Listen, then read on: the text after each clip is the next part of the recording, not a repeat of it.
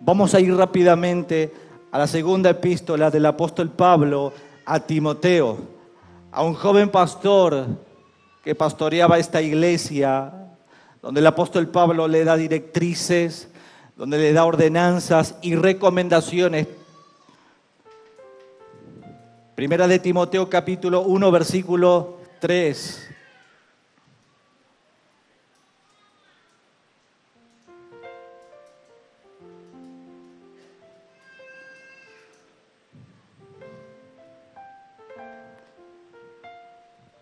¿Lo tiene? Segunda de Timoteo, capítulo 1, versículo 3. Doy gracias a Dios, al cual sirvo desde mis mayores con limpia conciencia, de que sin cesar me acuerdo de ti en mis oraciones noche y día. Versículo 6. Por lo cual te aconsejo que avives el fuego del don de Dios que está en ti por la imposición de mis manos.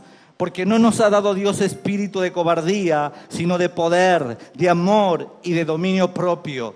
Por tanto, no te avergüences de dar testimonio de nuestro Señor, ni de mí preso suyo, sino participa de las aflicciones por el Evangelio según el poder de Dios, quien nos salvó y llamó con llamamiento santo, no conforme a nuestras obras, sino según el propósito suyo y la gracia que nos fue dada en Cristo Jesús antes de los tiempos de los siglos. Capítulo 2, versículo 1. Tú, pues, hijo mío, esfuérzate en la gracia que es en Cristo Jesús. Versículo 3. Tú, pues, sufre penalidades como un buen soldado de Jesucristo. Versículo 7. Considera lo que te digo, y el Señor te dé entendimiento en todo.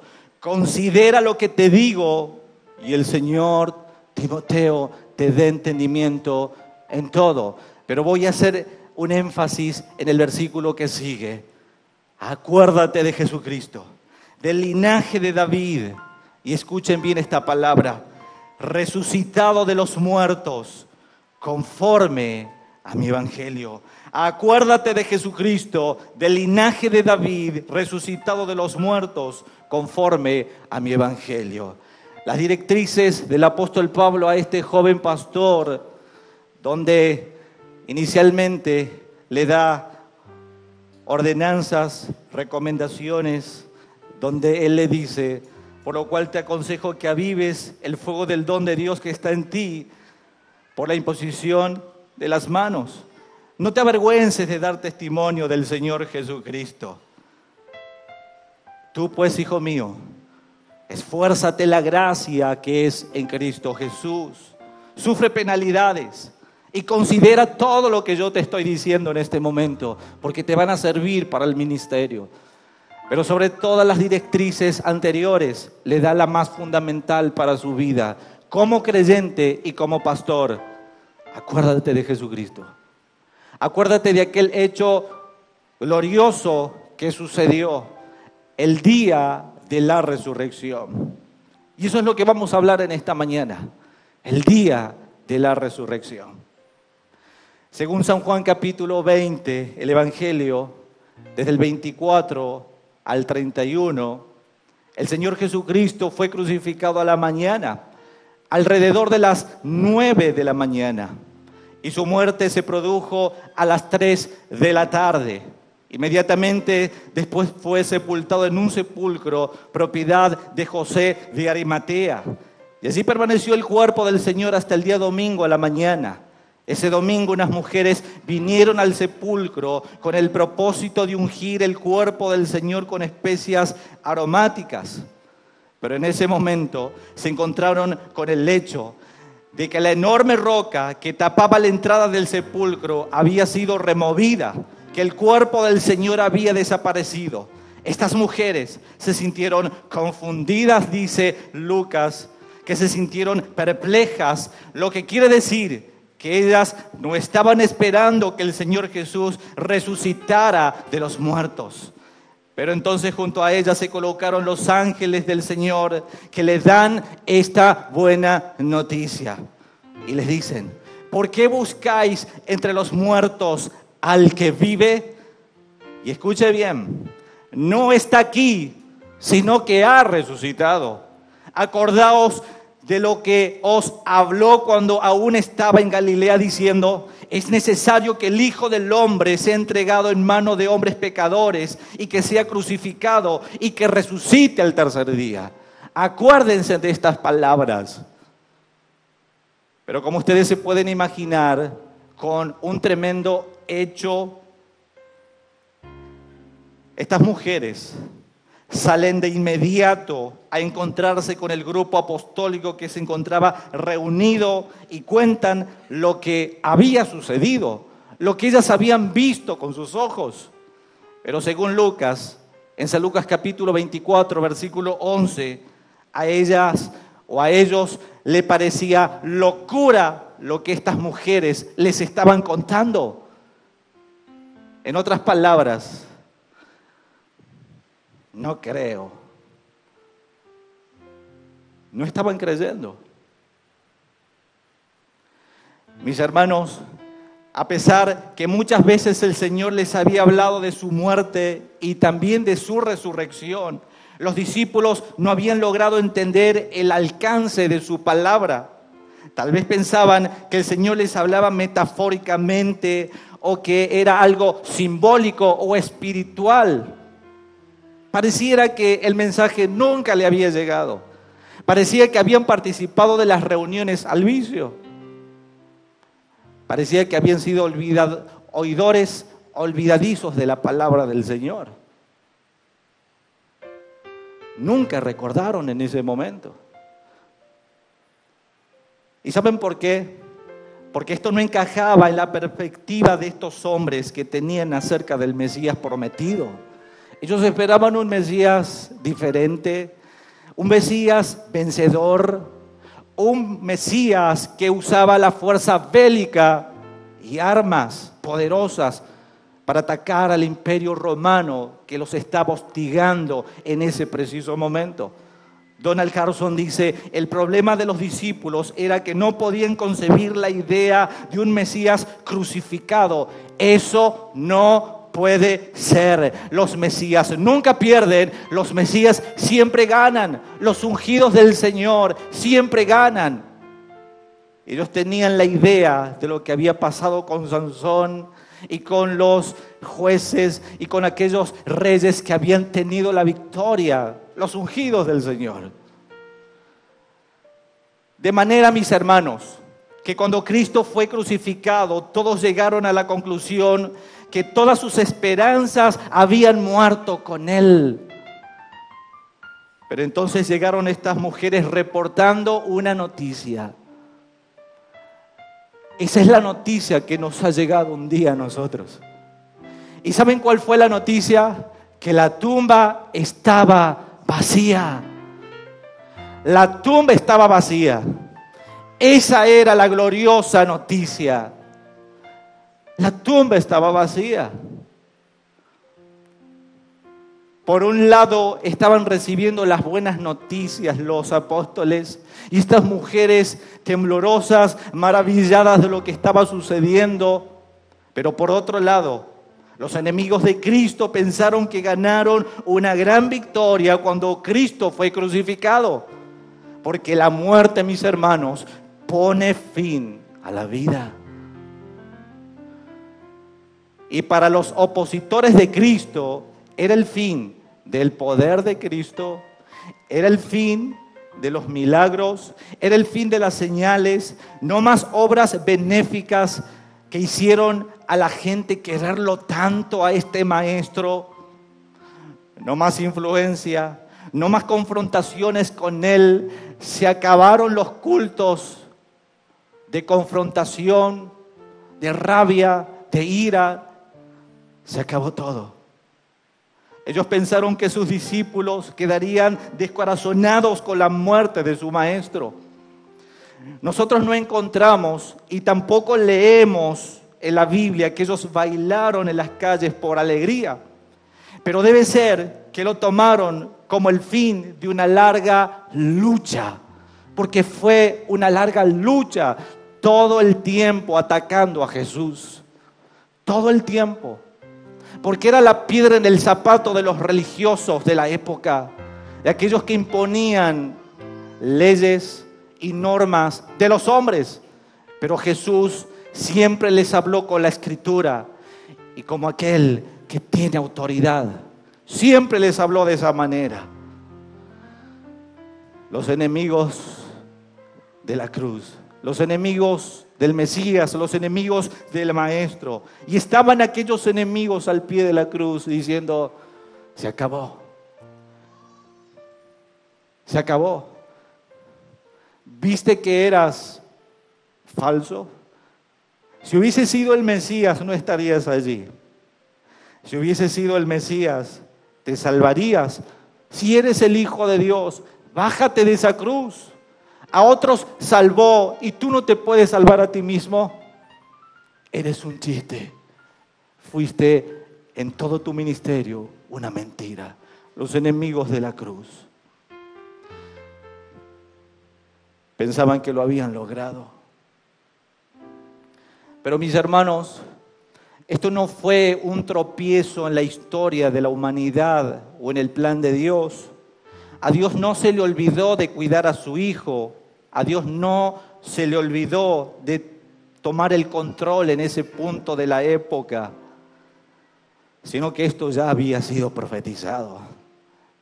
Esto ya había sido profetizado. Los romanos fueron los romanos de Dios. El diablo es y será el diablo de Dios. Nada sucede por casualidad en la historia. Dios los usó para concretar su propósito, que su Hijo tenía que morir por nosotros. Más de 300 profecías, desde Génesis hasta Malaquías, hablan de este hecho glorioso, de este hecho que para muchos fue una catástrofe, pero para nosotros es un hecho que cambió nuestras vidas. Porque la historia se divide en dos etapas, antes y después de Cristo. Y nosotros estamos allí. Antes vivíamos muertos en delitos y pecados, pero ahora tenemos vida nueva en Cristo Jesús. Antes estábamos sin Cristo, pero ahora estamos en Cristo. Y eso es un motivo para seguir firmes hasta el final, mis hermanos. En el Salmo mismo, en el Salmo 16:10 dice: porque no dejarás mi alma en el Seol, ni permitirás que tu santo vea corrupción. Hablando del mismo Señor, la palabra Seol en la Escritura en muchas partes aparece como la palabra sepulcro o tumba. También hace referencia a una consciente angustia. Esta es la misma promesa de que Cristo no quedaría en el sepulcro para siempre. Isaías 26:19. Tus muertos vivirán, sus cadáveres resucitarán. Despertad y cantad, moradores del polvo, porque tu rocío es cual rocío de hortalizas y la tierra dará sus muertos. Mis hermanos, no solamente encontramos en la Escritura profecías acerca de este hecho de la resurrección gloriosa de nuestro Señor Jesucristo, sino que encontramos tipos y antitipos de Cristo. Adán despertó de su sueño profundo y se encontró con Eva. Isaac, aquel cuadro, cuando subieron al monte Moría, camino de 3 días, dice la Escritura que al tercer día Dios hizo la sustitución, puso un carnero y le dio vida a Isaac. José pasó 3 años en la cárcel y 1 año equivale a 1 día. Luego José salió de la cárcel y fue gobernador de Egipto. Filipenses capítulo 2 dice: y Dios lo exaltó hasta lo sumo y le dio un nombre que es sobre todo nombre. Jonás pasó 3 días y 3 noches en el vientre del pez, hasta que luego ese pez lo vomitó y concretó la voluntad de Jehová, predicando y anunciando el evangelio en la ciudad de Nínive. Mis hermanos, Dios siempre cumple sus promesas. Isaías 43:13 dice: aún antes que hubiera día, yo era, dice Dios, y no hay quien de mi mano libre. Lo que hago yo, ¿quién lo estorbará? Los propósitos eternos de Dios se llevan a cabo perfectamente y nadie lo estorbará. La historia, mis hermanos, testifica este hecho. Los libros históricos, aún libros que no tienen nada que ver con los autores cristianos, lejos, pero testifican este hecho de que un día un hombre justo murió y fue sepultado en un sepulcro y resucitó al tercer día. Los testigos de la resurrección del Señor son amplios, son muchos. Los ángeles, quienes dieron la noticia a estas mujeres cuando llegaron al sepulcro, estas damas, quienes corrieron rápidamente a los apóstoles y le dijeron: hermanos, el sepulcro está vacío. Los discípulos mismos, cuando el Señor se les apareció, y en 1 Corintios capítulo 15:6 se le apareció a 500 hermanos. Hay una nube de testigos de esta resurrección, mis hermanos. Nuestro Redentor no se quedó en la tumba, sino que ha resucitado. Es por eso que estamos aquí. Es por eso que estamos aquí. Pero a continuación vamos a ver 10 motivos por lo cual la resurrección de Cristo es importante para nosotros. En primer lugar, la resurrección de Cristo Jesús significa que nosotros somos justificados delante de Dios. Romanos capítulo 4, versículo 25. Que cual fue entregado por nuestras transgresiones y resucitado para nuestra justificación. Romanos capítulo 5, versículo 1. Justificados pues por la fe, tenemos paz para con Dios por medio de nuestro Señor Jesucristo. Mis hermanos, necesitábamos la paz de Dios, porque estábamos lejos, separados. Nuestros pecados habían hecho una división, una separación con el Creador. Y necesitábamos la paz de Dios, porque nosotros por naturaleza éramos hijos de ira, lo mismo que los demás. Habíamos quebrantado la ley de Dios y Dios tenía que aplicar su justa justicia sobre el pecador. Y Dios tiene que derramar su ira a todo aquel que quebranta su ley. Pero el Padre puso en propiciación por nuestros pecados a Él, a Jesús, por nosotros, para que nosotros seamos justificados. Al que no conoció pecado, por nosotros lo hizo pecado, para que nosotros fuésemos hechos justicia de Dios en Él. Segunda de Corintios capítulo 5, versículo 21. En segundo lugar, la resurrección de Cristo Jesús demuestra que Él venció la muerte. Mis hermanos, cuando hablamos acerca de la muerte, es algo que muchas personas prefieren evitar y no pensar, pero el cristiano cada día debe pensar en este evento. ¿Y saben por qué? Porque Pablo decía: para mí el vivir es Cristo y el morir será una ganancia. Disfrutar servir a Cristo, y si parto será el día tan esperado para mí. Pero la muerte para muchos y para la humanidad es un enemigo. ¿Y saben por qué? Porque la muerte misma es el castigo por los pecados de todos nosotros. Romanos 6:23, porque la paga del pecado es muerte, mas la dádiva de Dios es vida eterna en Cristo Jesús. Mis hermanos, el índice de la mortandad siempre será 100%. Ningún monto de esfuerzo, poder, riquezas podrá ayudarnos a escapar del alcance de la muerte. Todos un día vamos a sufrir ese hecho, la muerte. Si bien es Cristo, no lo vamos a experimentar, pero créanme que debemos estar preparados. Pero ahora, mis hermanos, Cristo resucitó porque la muerte no podía retenerlo. Cristo violó toda ley de la gravedad y de la lógica del hombre.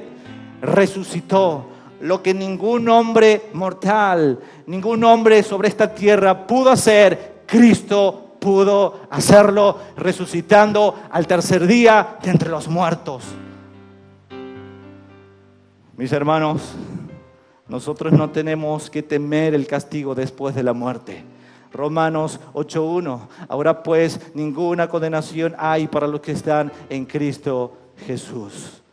Y el mismo apóstol Pablo dice en 1 Corintios capítulo 15, versículos 55 al 57. ¿Dónde está, oh muerte, tu victoria? ¿Dónde, oh sepulcro, tu aguijón? El aguijón de la muerte es el pecado y el poder del pecado es la ley. Pero a Dios gracias que nos da la victoria por medio de nuestro Señor Jesucristo. A Él sea la gloria. En tercer lugar, mis hermanos, la resurrección de Cristo Jesús significa que los creyentes están unidos a Él. Mis hermanos, nosotros estamos unidos a Él y Él en nosotros. Esa es la unión mística, esa es la unión misteriosa. No lo entendemos, pero es una realidad espiritual. Esa unión, mis hermanos, solo es posible por medio de la resurrección. Si Cristo no resucitaba, todo hubiese sido en vano y nosotros estaríamos perdidos. En cuarto lugar, la resurrección de Cristo Jesús confirma la verdad de las Escrituras, conforme a Isaías 53 y el Salmo 16, donde dice: porque el Señor quiso quebrantarlo, sometiéndolo a padecimiento. Cuando Él se entrega a sí mismo como ofrenda de expiación, verá su descendencia, prolongará sus días, y la voluntad del Señor en su mano será prosperada.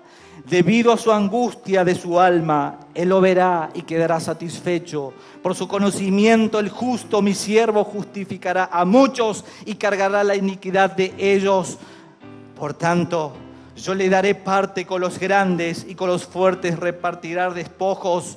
Porque derramó su alma hasta la muerte y con los transgresores fue contado. Llevó el pecado de muchos e intercedió por sus transgresores. Isaías 53, 10 al 12. Y el mismo Salmo 16, 10 y 11 dice: porque tú no abandonarás mi alma en el Seol, ni permitirás que tu santo sufra corrupción. Me darás a conocer la senda de la vida. En tu presencia hay plenitud de gozo. En tu diestra hay deleites para siempre. Alabado sea el nombre de Cristo nuestro Señor. En quinto lugar, la resurrección de Cristo Jesús prueba que el Evangelio es verdadero. El hecho, mis hermanos, de que Jesús vive hoy significa que Él es poderoso para salvar. Para salvar. Y en esto se fundamenta nuestra fe. ¿Y saben por qué? Porque dice el apóstol Pablo en 1 Corintios capítulo 15, versículo 14. Y si Cristo no ha resucitado, vana es entonces nuestra predicación. Y vana también la fe de ustedes. Y si Cristo no ha resucitado, la fe de ustedes es falsa, todavía están en sus pecados. Entonces también los que han dormido, los que han muerto en Cristo, están perdidos. Y si hemos esperado en Cristo para esta vida solamente, somos de todos los hombres los más dignos de lástima. Si Cristo no hubiese resucitado, ¿qué haces aquí? ¿Qué estaríamos haciendo aquí? Estaríamos perdiendo el tiempo. La gente del mundo estaría aprovechándola y nosotros desperdiciándola. Si Cristo no hubiese resucitado, todas las canciones, todas las predicaciones, todas las esperanzas que han sido sembradas en tus corazones serían falsas. Pero déjenme decirles ciertamente con una convicción por medio del Espíritu Santo que Cristo, tu Señor y mi Señor, ha resucitado de entre los muertos y vive para siempre. Y vive para siempre. Aleluya.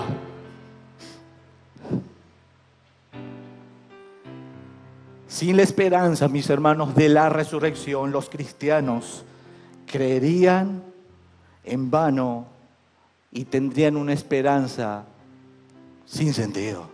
En sexto lugar, la resurrección de Cristo prueba que Él es el Hijo de Dios. Romanos 1:4 fue, dice la Escritura, declarado Hijo de Dios con un acto de poder conforme al Espíritu de santidad por la resurrección de entre los muertos.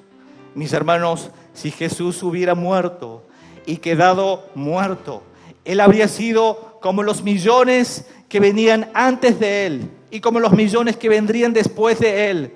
Pero no sucedió así con Cristo. Su resurrección prueba que Él es alguien único en la historia del mundo. ¿Quién es Él? Él es el Hijo de Dios. Él pudo levantarse de entre los muertos. Y Él lo hará con nosotros.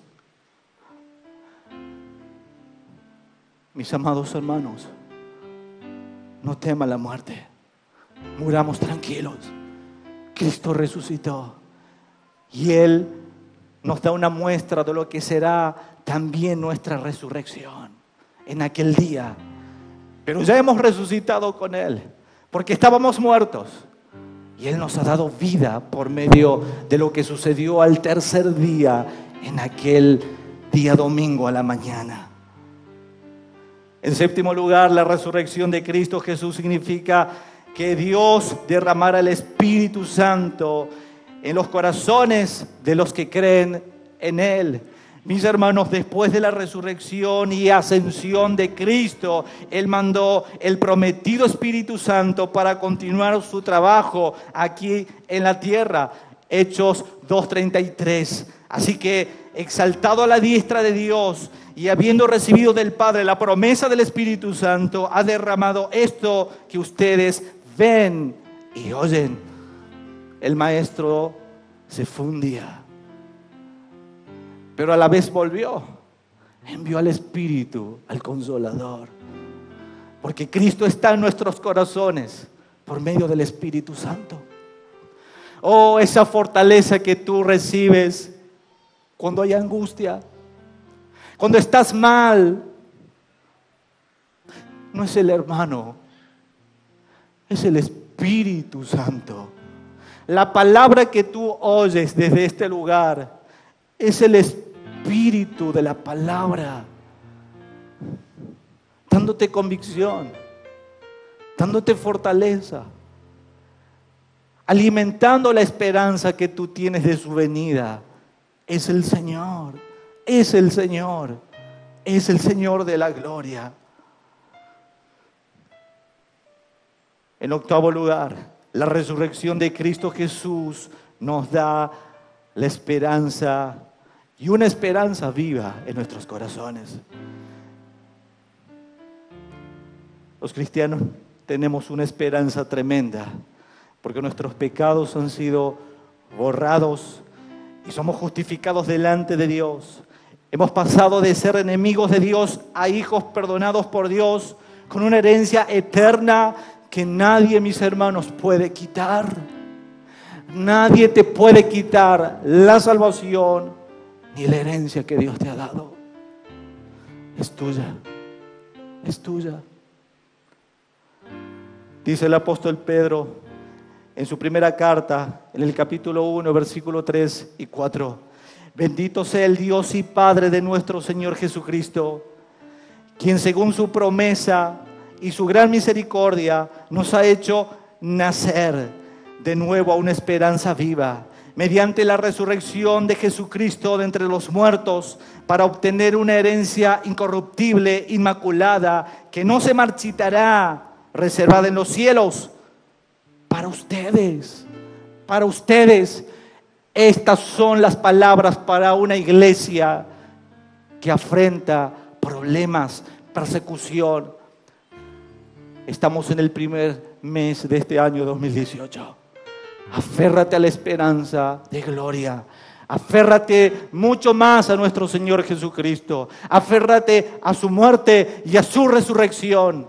porque eso será el combustible que te mantendrá firme en la roca a lo largo de este 2018 y para siempre.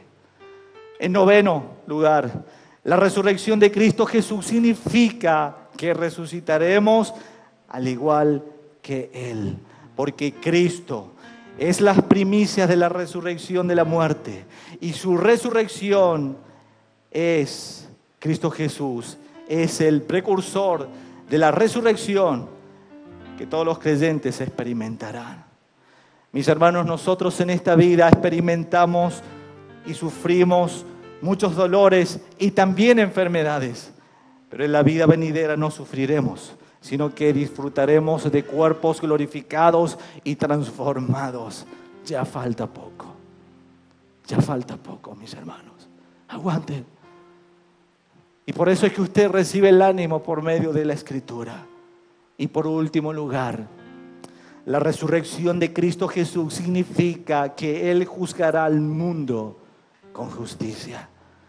Dice Hechos capítulo 17, versículo 30 y 31.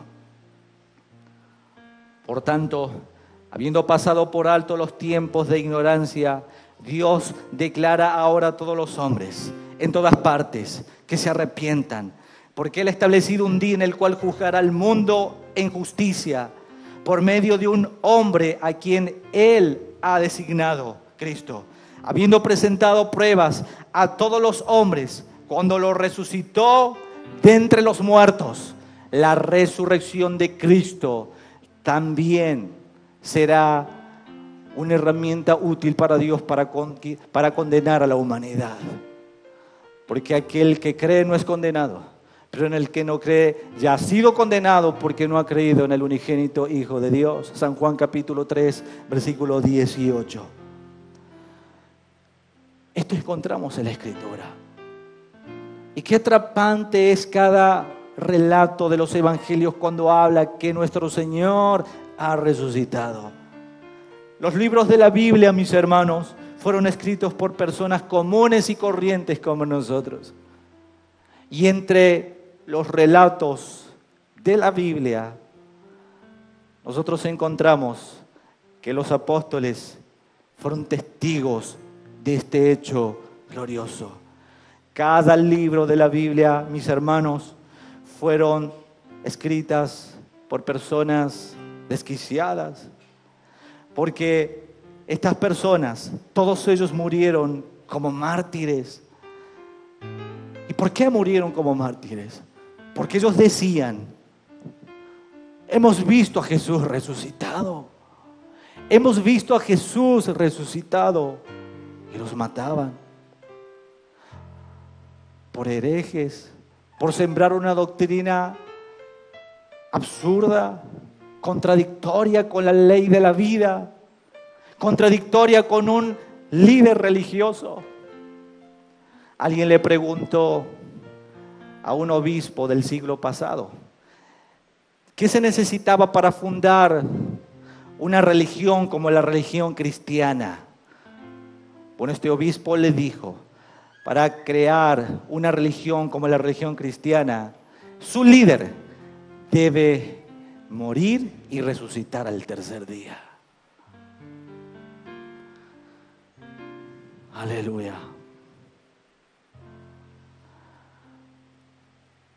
Los discípulos, mis hermanos, vieron a Cristo resucitado.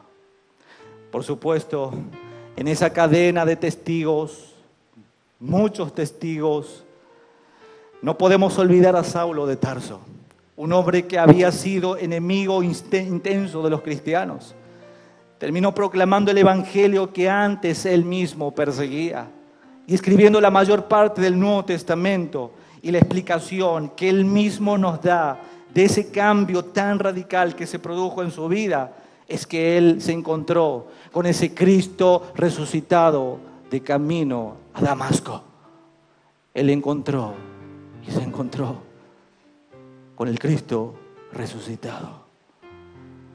Y a todo esto tenemos que añadir el poderoso mensaje de la tumba vacía, mis hermanos. ¿Cómo pudo la iglesia tener un impacto tan profundo en el primer siglo? El 10% de la población del imperio profesaba ser cristiana. Y todo estaba basada en que estos apóstoles predicaban el evangelio, que Cristo había resucitado de los muertos. Ese era el fundamento de su fe. Nuestro Maestro, nuestro Mesías, nuestro Rey, nuestro Salvador, nuestra esperanza ha resucitado de entre los muertos. ¿Por qué predicaban a Cristo resucitado? Porque la tumba estaba vacía. Porque la tumba estaba vacía, mis hermanos.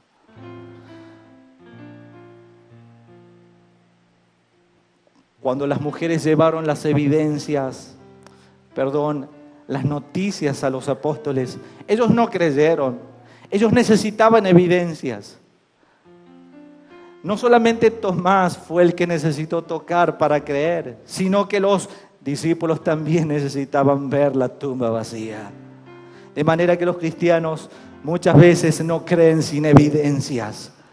Aunque no son las evidencias en sí mismas las que producen la fe, sino la obra del Espíritu Santo en nuestros corazones por medio del testimonio del Evangelio. El testimonio del Evangelio.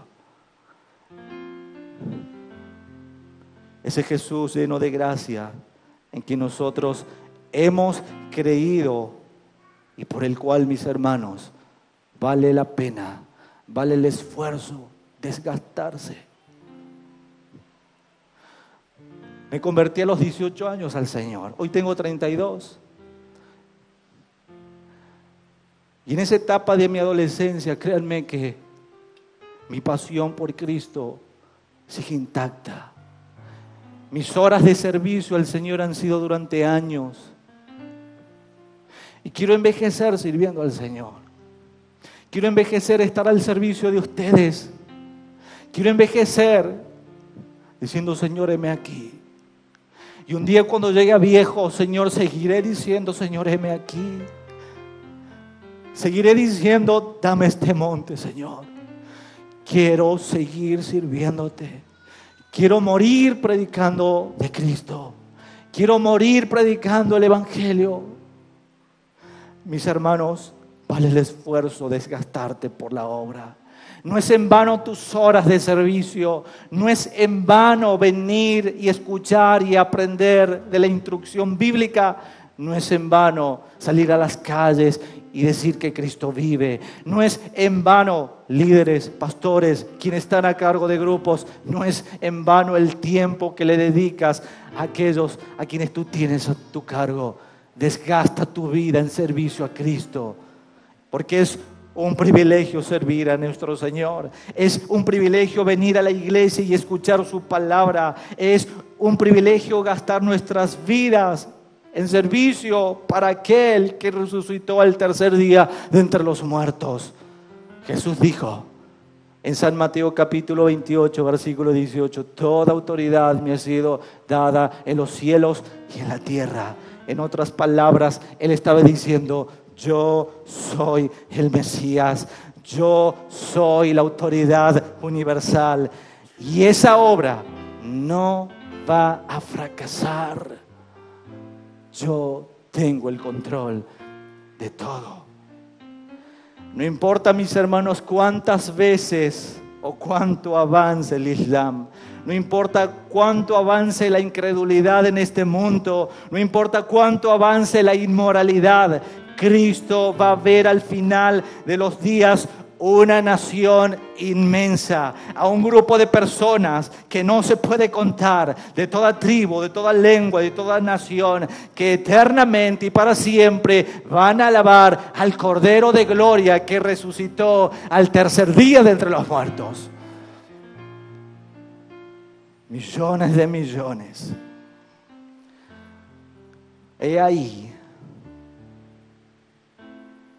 por el motivo de que Pablo le decía a Timoteo, acuérdate de Jesucristo, del linaje de David, resucitado de los muertos, conforme a mi evangelio.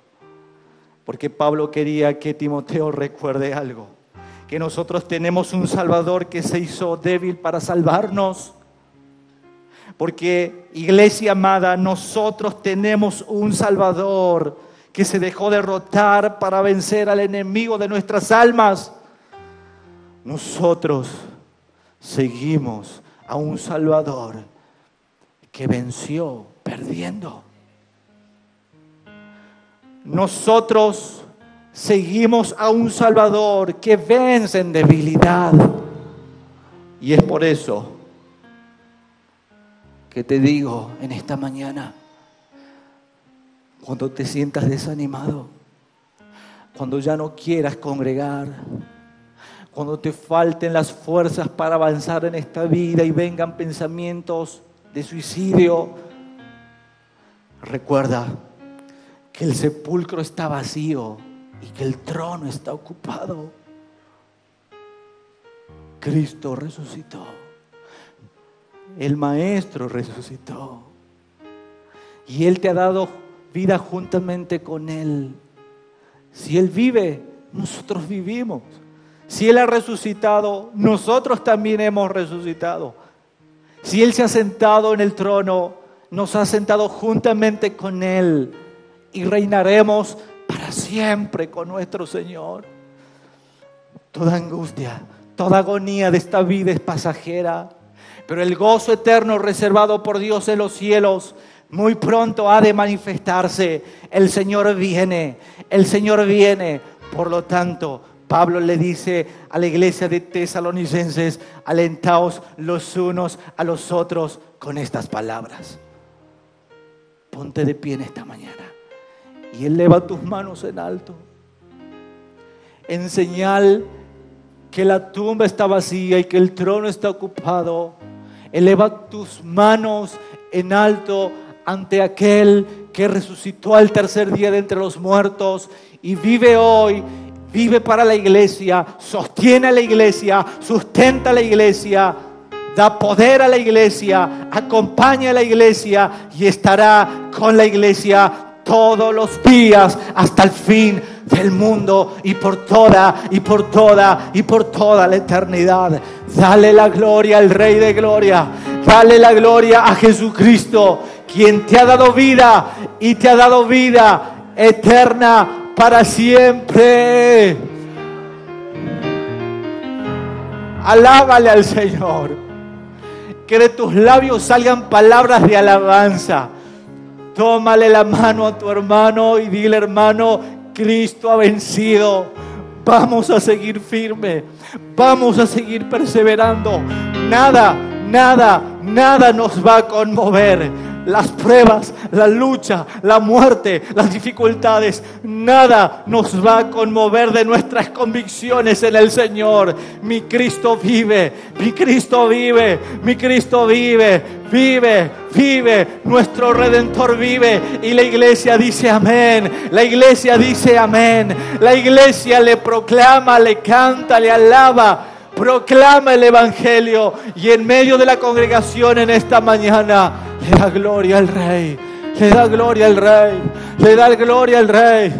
Aleluya, aleluya, aleluya, aleluya, aleluya, al Santo, al Soberano, al que nos amó, al que nos rescató, al que nos dio vida eterna. Dale la gloria, dale la gloria. Te amo, Jesús. Te amo, Jesús, y la iglesia. Te amo, Jesús, te amo, te amo. Eres el amor de mi vida. Eres el amor de mi vida. Eres el amor de mi vida. Eres el amor de mi vida. Eres el amor de mi vida. Eres el amor de mi vida. Eres el amor de mi vida. Eres nuestro amado. Estamos enamorados de nuestro Cristo, porque Él nos amó primero. Y es por eso que sentimos ese amor intenso por nuestro Señor y Salvador. Gracias te damos, Rey. Gracias te damos, Rey. Anima a tu hermano que tienes a tu lado. Anima a tu hermano que tienes a tu lado. Te adoramos, Cristo de la gloria.